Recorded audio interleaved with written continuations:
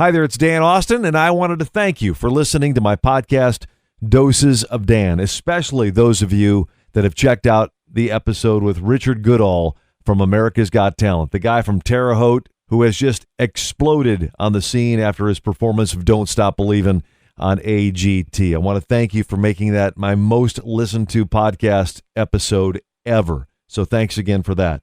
In fact, I'll be talking with Richard again very soon on this very podcast before he heads back to perform after that golden buzzer he got from Heidi Klum. In fact, here's just a little tidbit from that upcoming episode. My music team have been back and forth, and we've combed through stuff, things that, we think would be good, sound good, and we finally landed on a song, and it took less than 24 hours for the songwriter to approve, so...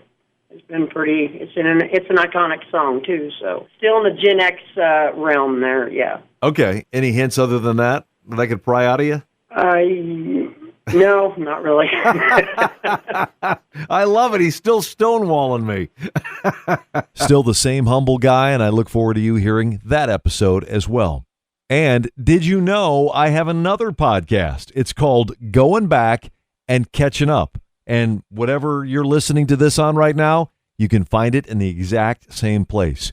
Going Back and Catching Up. There's a cartoon figure of me in a DeLorean. That's how you know you've got the right podcast. And you can hear some great conversations I've had with throwback country artists and just throwback celebrities in general. Artists like Clint Black. Who would your dream interview be if you could have just your pick of anybody? A lot of names, but I think James Taylor is the first one that comes to mind. Who would your dream interview be? Clint Black. All right, that's it. Knocked it out of the park.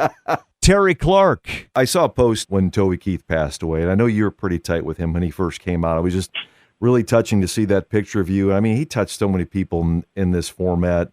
He was always so forthcoming with just advice and information and like a big brother, so respectful and he just had a big heart, He was always willing to listen. And I think he was misunderstood by a lot of people who didn't really know him. And, with anybody who stands their ground and doesn't back down and does things the way they want to do them, I think that's always, ever present. And Joe D. Messina. You've had a lot of hits in your career. Bye-bye. I'm All Right. Bring on the Rain. Stand Beside Me. The list goes on and on. We could just do this for the whole allotted time. But is there a song that you passed on that you wish you could have back? Or maybe one that somebody else recorded that you wish that you could have had?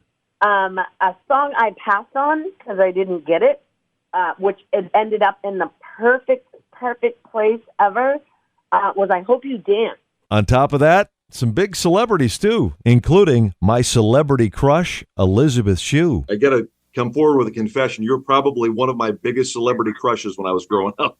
And I'm sure you get that a lot. No, I'm not. I'm always just so amazed, really. It's, I'm very honored. It's also my generation, it's like whenever there's people that are close to my age that grew up with my movies, it's just a nice bonding experience. Again, the podcast is Going Back and Catching Up. You can find it wherever you get podcasts. In fact, whatever you're listening to Doses of Dan on right now, search for Going Back and Catching Up. Thanks again for listening to Doses of Dan and Going Back and Catching Up. And keep listening for new content all the time. Thanks again. Podcasts by Federated Media.